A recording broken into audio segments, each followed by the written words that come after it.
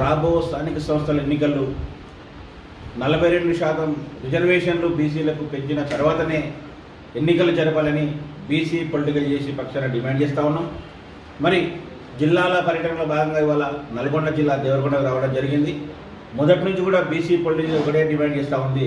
రాష్ట్ర ప్రభుత్వం ముఖ్యమంత్రి గారు గతంలో చెప్పినట్లు ఒకవేళ ఆమోదం పొందకపోతే 42% మేము పార్టీ టికెట్ ఇస్తామంటుంటారు, కానీ అది సాధ్యమయ్యే పని కాదు. ఒక పార్టీ ఇస్తే సరిపోదు కదా. అవతల పార్టీ బలమైన సామాజిక వర్గం చెందిన వ్యక్తి, అవతల ఆపోజిట్ ఉంటే ఇవతల బలయ్యేది ఒక బీసీ వ్యక్తే. కాబట్టి ఈరోజు నిజంగా మీకు చిత్తశుద్ధి ఉంటే ఆర్డినెన్స్ తీసుకొచ్చైనా సరే 42% రిజర్వేషన్లతోనే ఎన్నికలు వెళ్ళాలని చెప్పి మేము డిమాండ్ చేస్తూ ఉన్నాం.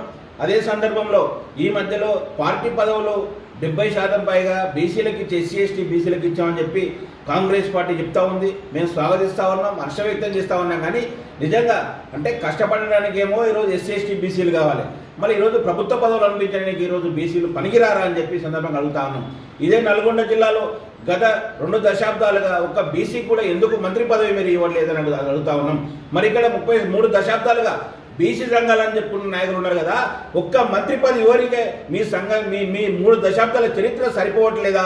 లేకుంటే ఈరోజు వాళ్ళ కింద బానిస బతుకులు బతుకున్నారు కాబట్టి ఈరోజు మన డిమాండ్ కూడా వాళ్ళు ఆలకిస్తలేరా అని చెప్పి సందర్భంగా ఒకసారి మనం పునరాలోచించుకోవాలి, ఆత్మవిమర్శ చేసుకోవాలి. ఒకసారి సంఘాలుగా చెప్పుకుంటూ 3 దశాబ్దాలుగా మేము పోరాటం చేస్తున్నాం చెప్పుకున్న నాయకులు కూడా. అందుకే మనమంతా సంఘటితమై ఈరోజు హక్కుల కోసం ఈరోజు పోరాడితేనే మన హక్కులు సాధిస్తామని చెప్పి సందర్భంగా గుర్తు చేస్తూ, మొన్ననే వనపర్తిలో జనబేరి సభ పేరుతున్న భారీ బహిరంగ సభ పెట్టినాము 20,000 మందితోన. వచ్చే నెలలో కూడా జూలైలో నల్గొండ జిల్లా కేంద్రంలో కూడా దాదాపు ఒక 30,000 మందితో భారీ బహిరంగ సభ కూడా ఈరోజు బీసీ పొలిటికల్ ఆధ్వర్యంలో నిర్వహించబోతా ఉన్నాం.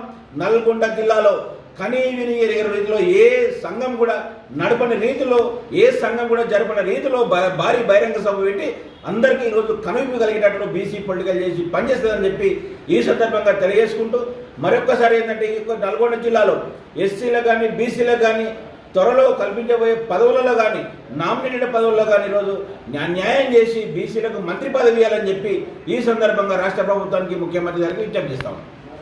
విదేశాల్లో ఉన్నత విద్యను చదువుకోవాలని అనుకుంటున్నారా? అయితే వెంటనే ఫ్లైగ్రాడ్ ఓవర్సీస్ ఎడ్యుకేషన్ కన్సల్టెన్సీని సంప్రదించండి.